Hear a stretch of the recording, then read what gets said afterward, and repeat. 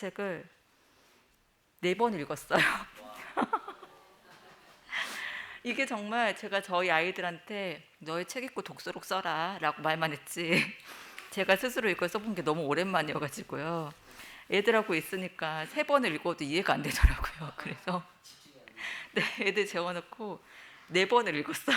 그래서 근데 이거를 드디어 이제 이해를 했는데, 저희 장로님께서 저한테 20분을 준비하라고 하셨거든요. 20분을 쓰려니까는 이게 또 너무 막막하더라고요.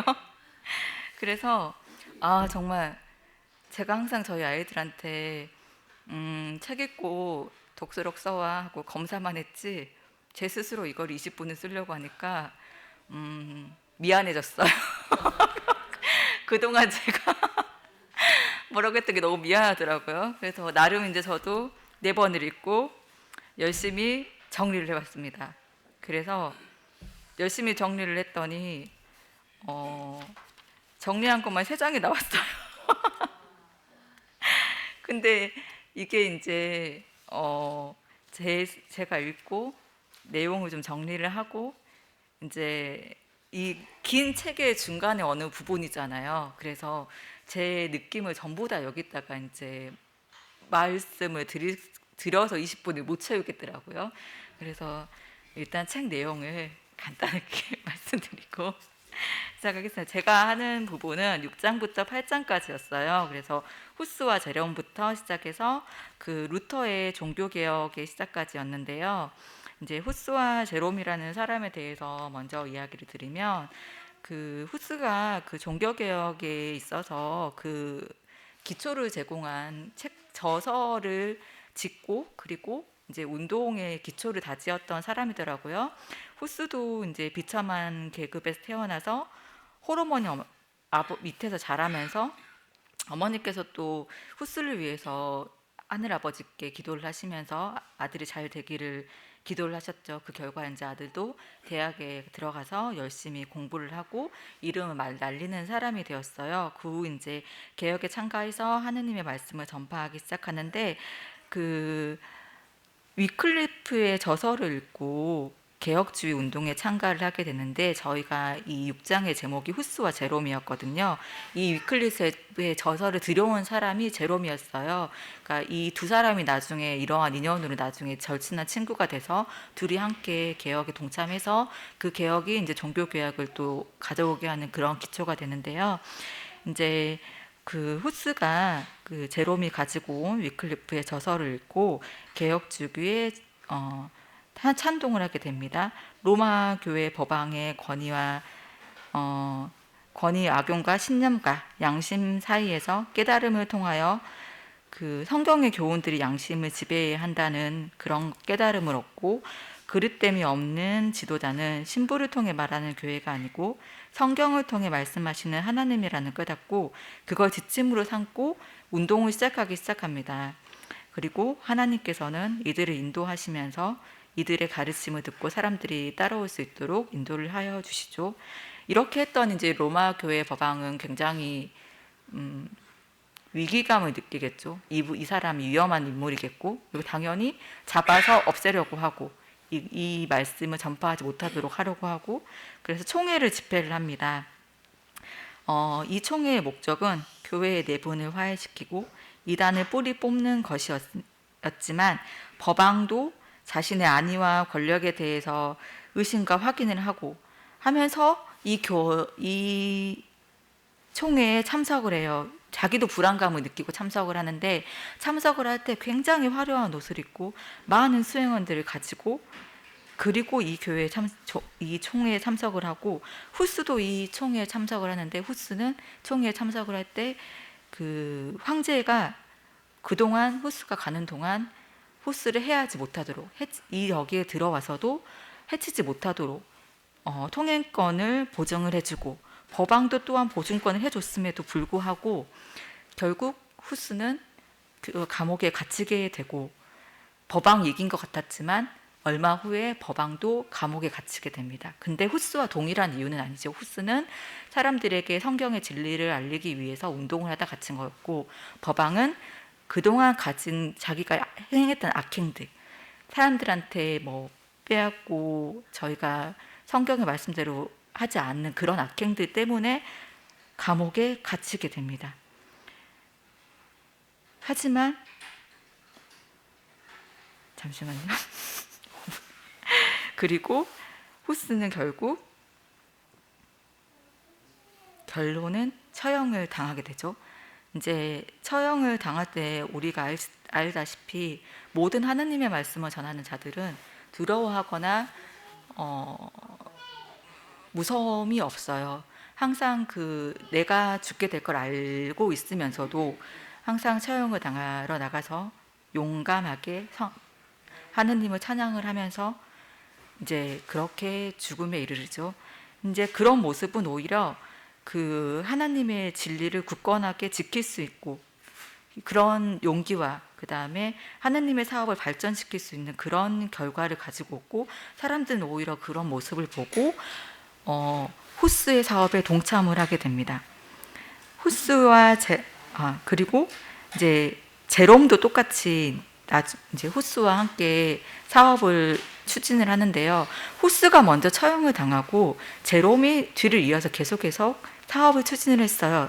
이제 제롬은 후스는 인격적으로 굉장히 바른 사람이었고 제롬은 언변이 뛰어나고 굉장히 총명한 사람이었어요. 그리고 똑같이 제롬도 감옥에 끌려가서 그 처형장에 나가지만 제롬은 후스와 다르게 처음에는 본인이 살려고 그 로마 법왕의 위협 앞에 무릎을 꿇었어요. 그런데 다시 생각해 보니까 아닌 거예요. 내가 후스와 함께 했던 그러한 내용들이 너무 하느님의 성경을 부인했던 것이 너무 부끄러운 거예요. 그래서 두 번째 다시 출석을 시켜달라고 해서 출석을 해서 결국에는 거기서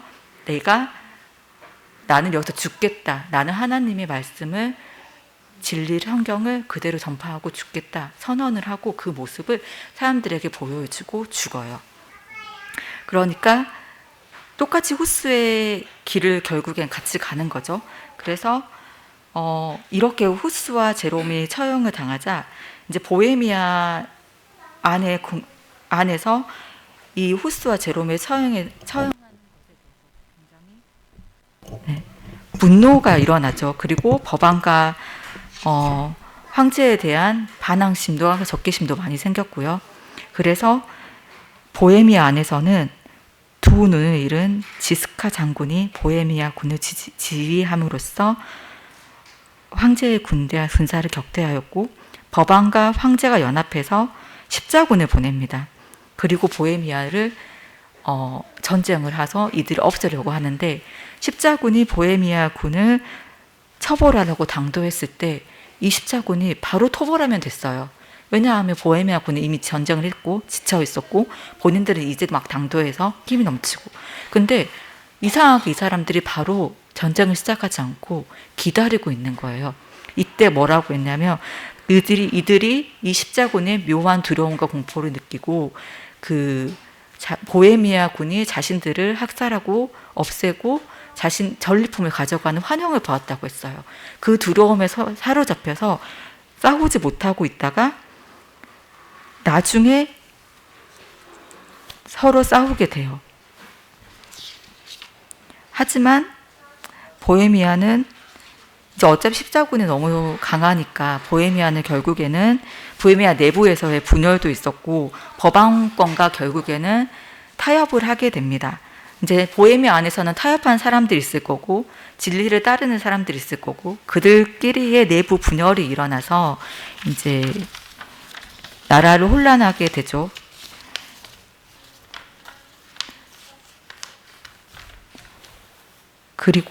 그러나 여기 이제 전에 이 문구가 너무 또 여기서 마음에 들었는데요.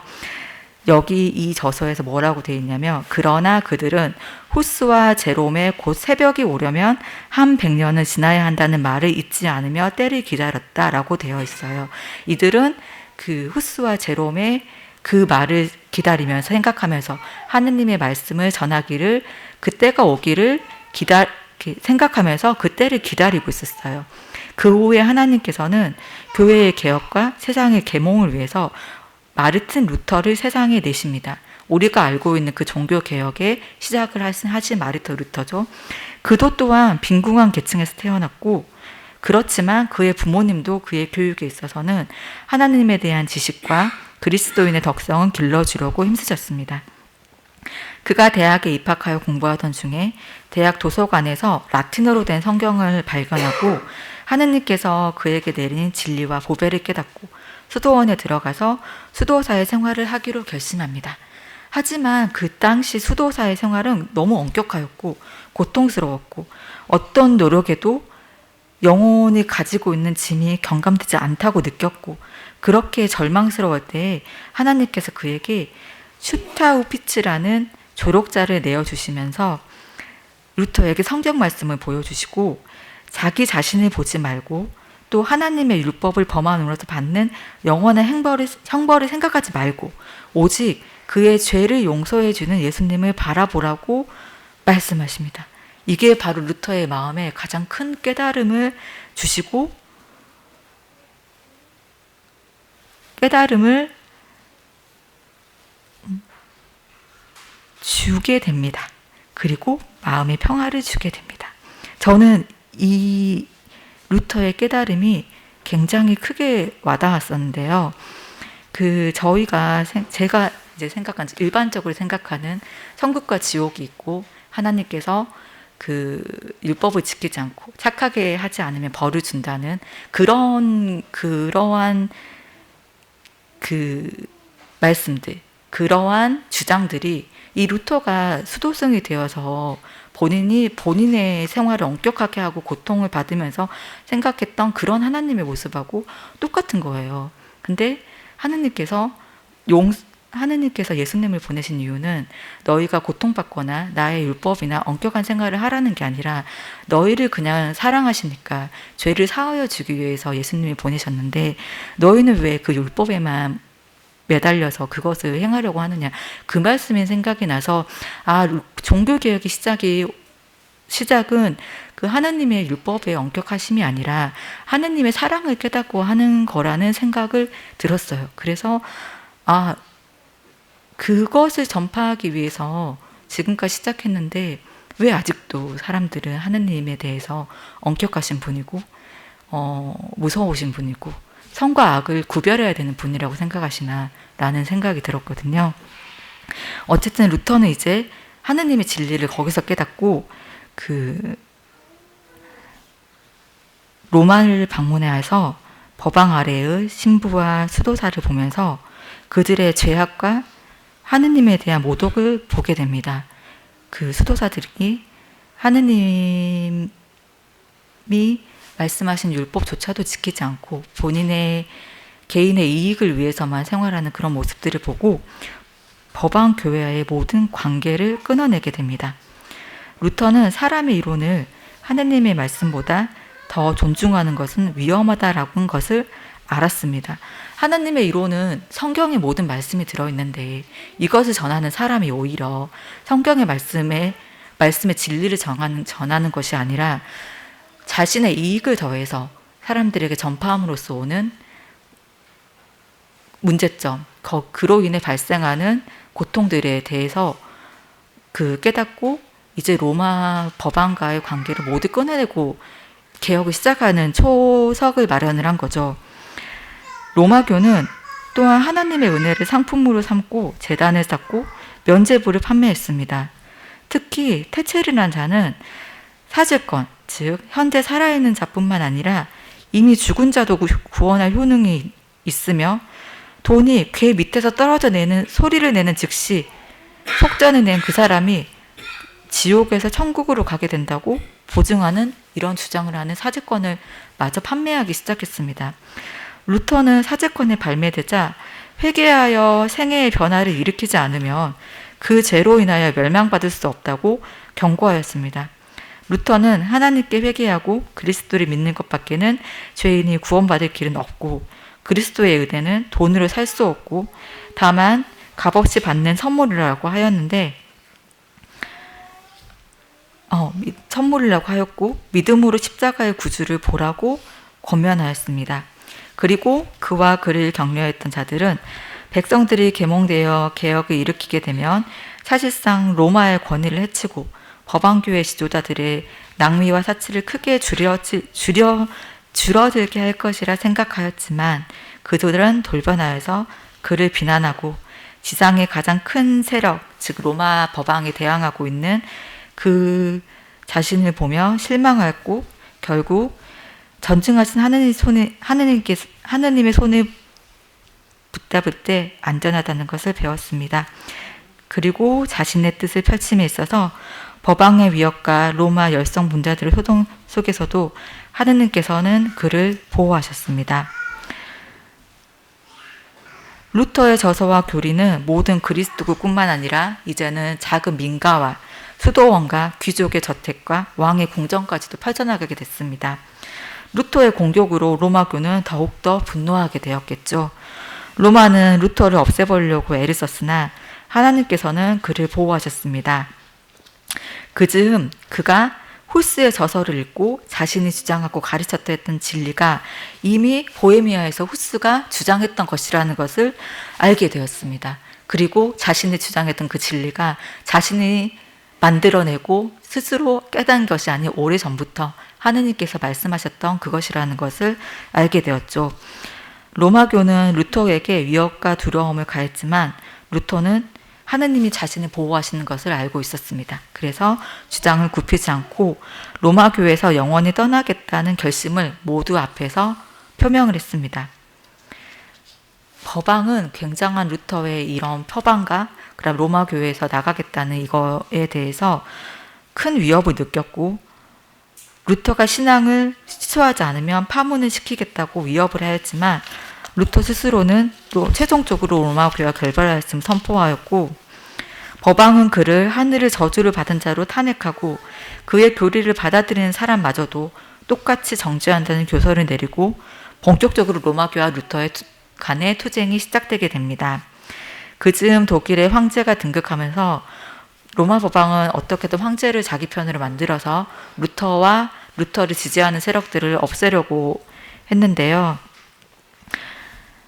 이 루터와 법왕의 이러한 격돌이 이제 점점 높아질수록 사람들의 관심이 오히려 루터에게 쏠리게 되고 루터는 오히려 더 이 사람들의 관심으로 인해서 루터의 개혁 운동에 더 힘을 얻게 됩니다.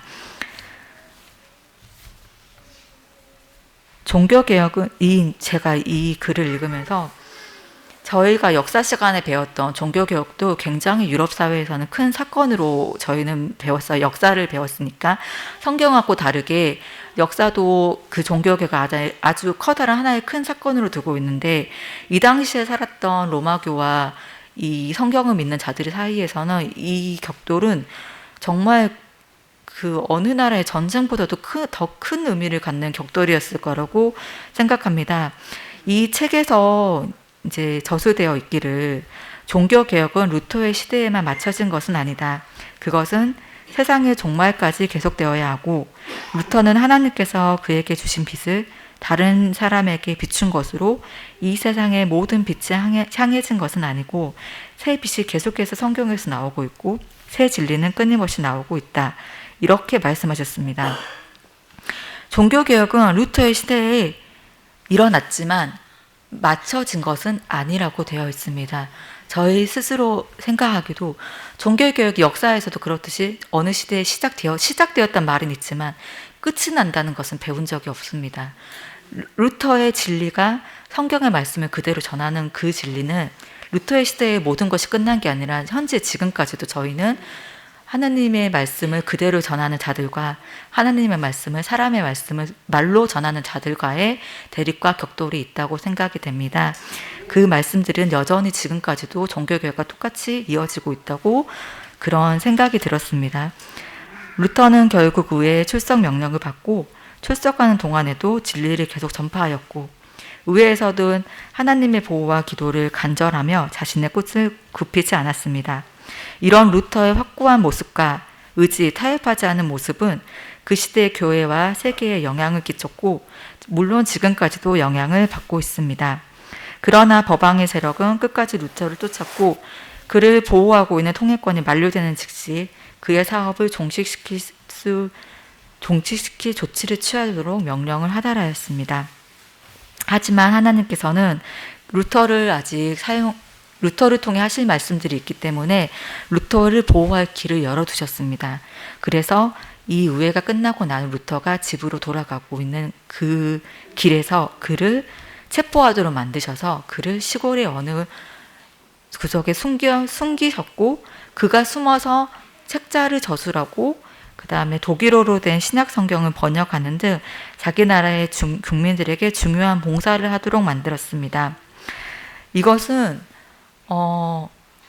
루터가 이 세간의 주목을 받고 이 의회와 격돌을 하고 집으로 돌아가고, 의회가 만약에 루터가 여기서 처형이 되었다면 아마 우리는 또 다른 역사와 또 다른 종교의 이야기를 듣게 되었을 것이라고 생각이 되는데요. 저는 이 하느님께서 루터를 숨기신 이 뜻을 듣고 굉장히 그 하느님이 정해 놓으신 이 길이 정말 큰 뜻이 숨어 있구나라는 걸 깨달았는데요. 하나님께서 루터를 숨기시고 죽게 만드신 것도 아니고 숨기시고 조용히 숨어서 하나님의 성경을 번역하고 저술하도록 하시는 일이 바로 그가 성공에 따르는 자부심과 교만함을 갖지 않도록 하셨다는 것입니다. 사탄은 사람들의 진리가 전해짐으로 그들이 자유를 경험하게 될 때 하나님이 아닌 그 진리를 전한 그 인물을 바라보도록 유혹을 합니다. 그 결과 칭찬과 존경을 받는 종교 지도자들은 하나님의 말씀을 따르고 하나님을 우러러보아야 함을 잊어버리고 자신의 성공과 사람들이 자신을 우러러보는 그 교만과 자만에 취해서 자신을 의지하게 됩니다. 하나님께서 이런 위협으로서 루터가 해놓은 이 종교개혁의 사업을 보호하고자 하셨고, 또한 그 사업이 사람의 사업이 아닌 하나님의 사업임을 이 루터가 영원한 진리의 근원이 하나님을 깨닫고 사람들이 하나님임을 알 수 있도록 그를 하나님께서 떠나 있도록 옮기셨습니다.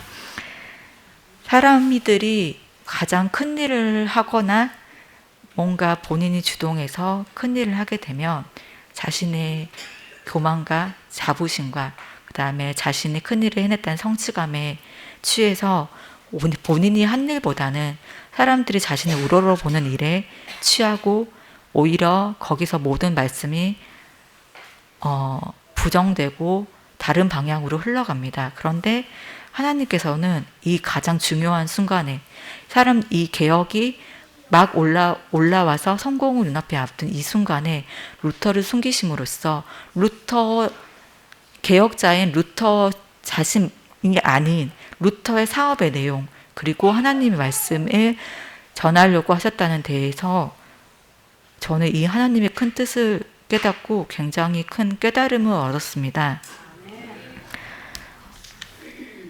이 모든 것이 하나님이 처음부터 계획하셨다는 것, 그리고 대다수의 사람들을 로마 교회에서 눈을 돌리게 하고 하나님의 진리를 바라보게 하셨다는 것.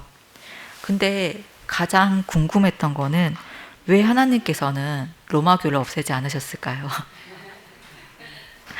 저는 이걸 읽으면서 참 의문이었거든요.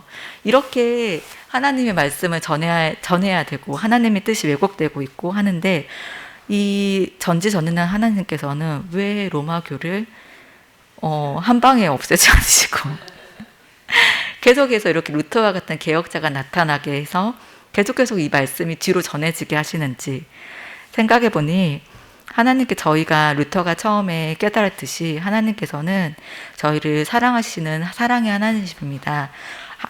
사람들을 죽이거나 없애거나 힘으로 권력으로 누르면서 사람들을 변화시키고 하나님의 말씀을 듣게 하시는 게 아니라 너희 스스로가 하나님의 말씀을 깨닫고 나의 사랑을 깨달음으로써 너희 스스로가 내 말을 들어라는 그런 하나님의 큰 사랑 때문에 아직까지도 저희는 이 종교개혁의 루터의 모습처럼 그 사업을 계속해서 이어오는 것처럼 하나님의 말씀을 전하고 있지 않나라는 생각이 들었습니다. 지금 시대에도 루터와 시대와 비교해서 많이 변한 것들은 없다고 생각이 됩니다. 지금도 하나님의 말씀을 왜곡하는 자들이 있고 그로 인해 이득을 취하는 자들이 있고 성경의 말씀을 왜곡해서 전하는 자들이 있고 그래서 제가 이제 읽으면서 가장 큰 깨달음은 하나님의 진리를 성경을 통해서 저희 스스로가 깨닫는 거였고 그리고 하나님의 큰 이 모든 것이 처음부터 사실 하나님께서 계획해서 지금까지 오게 된 이 큰 사업 중에 하나의 모습이고 어떻게 하나님은 이 큰 그림을 이렇게 크게 그리셔서 저희에게 성경으로 말씀으로 남겨놓으셨나 이 모든 것을 지금 우리 세상의 종말이 올 때까지 성경에 만들어 놓으셨는데 어떻게 하나님께서는 이 앞날을 모두 다 생각하셨나 굉장히 큰 두려움이기도 하고 경외감이기도 하고 내가 이렇게 미리 너희에게 알려놓았으니 스스로 보고 깨달아서 이런 일이 없게 하면 좋겠다는 하나님의 큰 뜻이었을 것도 같고 그래서 굉장히 하나님의 사랑에 대해서 성경의 진리에 대해서 생각을 하게 되는 시간이었습니다. 그리고 이제 제가 이제 본 글에 세 사람이 나왔잖아요. 후스, 제롬, 루터. 이 세 사람도 모두 그 예수님처럼 어렵고 비천한 가정에서 태어났지만 모두 부모님들께서 이들에게 하나님의 진리를 가르치시고 하나님께 간절히 기도하셔서 이들이 바른 길로 갈 수 있도록 인도하시는 그런 가정에서 태어난 훌륭한 사람들이었습니다. 저도 아이 둘을 키우고 있는 입장에서 항상 저희 하나님께 아이들이 바르게 크고 훌륭하게 건강하게 자라도록 그렇게 더 간절하게 기도해야겠다는 생각이 들었습니다. 감사합니다. 저의 오늘 독서록 발표는 여기까지입니다. 감사합니다. 그럼 마치는 기도 드리겠습니다. 사랑의 하나님, 오늘 저에게 하나님의 말씀을 읽고 함께 할 수 있는 기회를 주시고 하나님의 큰 사랑을 깨달을 수 있는 시간을 주셔서 감사합니다. 오직 하나님의 성경의 말씀으로 하나님의 진리와 하나님의 생각과 하나님의 말씀을 왜곡되지 않고 하나님 말씀 그대로 온전히 받고 생각할 수 있는 그런 사람 저희가 되도록 하여 주시고 저희 교회 가족 성도들 모두 하나님께서 보호하셔서 로마 교회처럼 이탈하는 일 없이 하나님의 바른 가르침을 가지고 세상의 끝까지 함께할 수 있는 사람들이 될 수 있도록 하나님께서 인도하여 주시고 지켜주시기를 예수 그리스도의 이름으로 기도드립니다. 아멘.